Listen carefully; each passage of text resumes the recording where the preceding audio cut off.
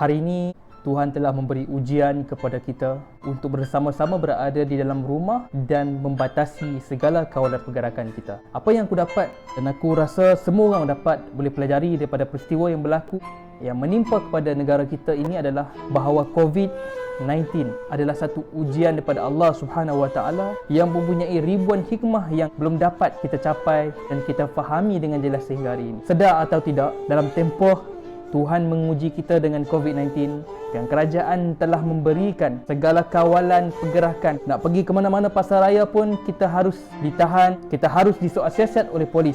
Yang mana sebelum ini kita tidak pernah mengalami kejadian nak beli barang pun polis tanya kepada kita. Apa yang aku percaya daripada peristiwa ini, Tuhan ingin memberikan kita peluang dan ruang untuk bersama-sama dengan keluarga, untuk berada di dalam rumah masing-masing. Ada orang persoalkan, kenapa kita duduk kat rumah lama sangat? Apa yang kita kena buat kat rumah? Dan kita berasa bosan kerana kita tidak ada aktiviti apa yang boleh dilakukan.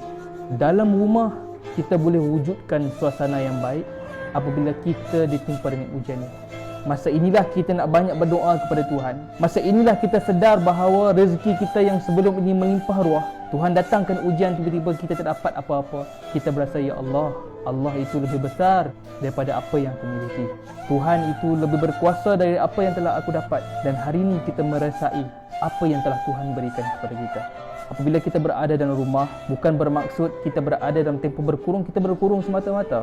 Tetapi Tuhan ingin mengajar bahawa tempoh berkurung kita ini bukan berkurung yang sia-sia, bukan berkurung yang semata-mata takut kepada COVID-19 yang juga makhluk Allah. Tetapi kurungan kita ini adalah sebagai satu sisi muhasabah untuk kembali kita merasakan Allah Tuhan itu lebih agung daripada segala-galanya. Hari ini kita boleh lihat daripada kesan ataupun hikmah pada kawalan pergerakan ini. Kita boleh tengok ada orang yang sebelum ni tak pernah beli barang dekat pasaraya, suami ketua keluarga, tak pernah ambil tahu tentang hal-hal barang-barang dapur, tiba-tiba hari ini dapat membeli barang-barang dapur dengan baik.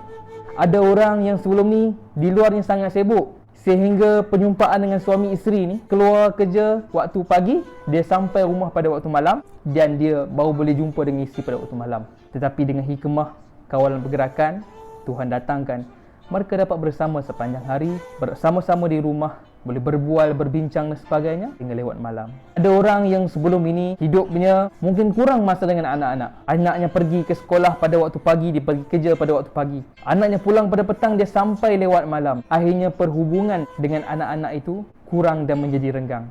Tetapi disebabkan hikmah ujian ini, Tuhan datangkan kepada kita untuk akrabkan perhubungan dengan anak-anak.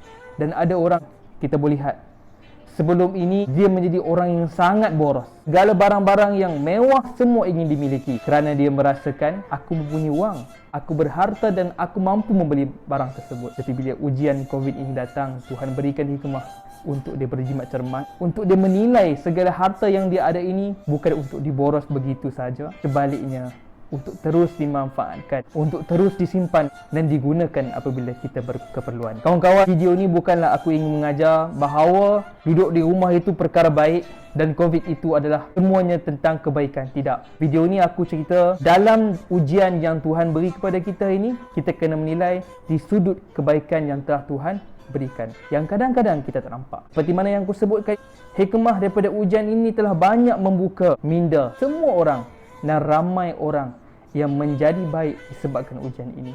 Moga dengan COVID ini akan memberikan kita ruang dan peluang untuk terus dekatkan diri kepada Tuhan. Dan insya-Allah dengan dekatkan diri kepada Tuhan ini, Allah akan memakbulkan doa kita. Allah akan selamatkan kita dan Tuhan akan memberikan kesembuhan kepada kita semua dari COVID-19.